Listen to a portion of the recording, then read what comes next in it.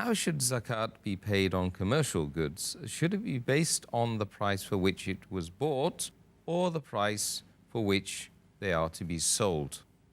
As far as a person who buys any article for his use, then but natural, whatever he buys, whatever the cost is, you have to take out the depreciation and pay zakat on that amount, depending on what it is. If it's land, it may appreciate, it may go down. If it's the machinery, then depreciation. But this question is mainly for goods for trade. That a person who buys some goods for selling, so should he pay at the price at which he bought it or at the price at which he's going to sell? Here again the scholars differ. According to Sheikh Saleh Munajjid, he says that if you buy certain goods for selling, if you're a wholesaler, then take zakat on the price of wholesale that you're going to sell. If you're a retailer, then you take out zakat on the price at which you're going to sell on retail. And if you're doing both, then take a rough estimate and then take out zakat.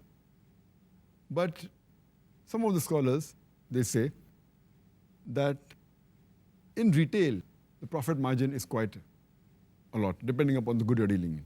If you're dealing with maybe buying and selling books, the profit margin in books is 40%, 50%, 60% also. So imagine if someone has large shop of books or a chain of bookstores, and if he purchases worth maybe $100,000 worth of books, when he sells, the selling price may be more than $200,000.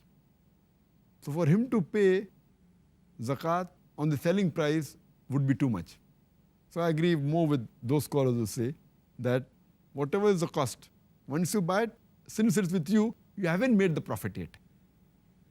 So the cost price for you for that book is the cost at which you bought it, at the discounted cost. So if you're getting 50% discount, so whatever you bought it, that you pay zakat.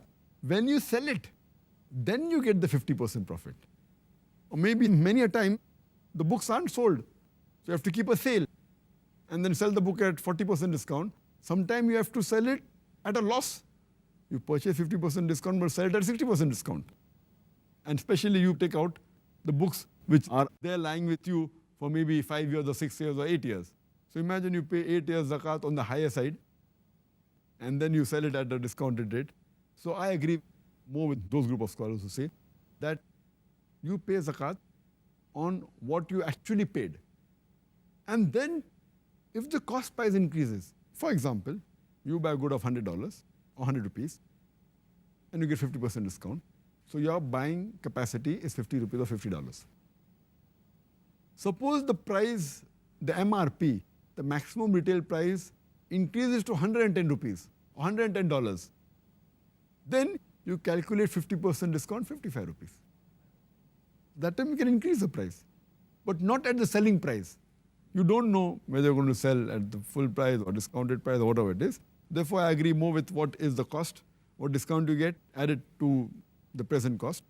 And that's how you have to make out what is the total value of your goods after purchasing 1 year and then pay zakat 2.5% on it.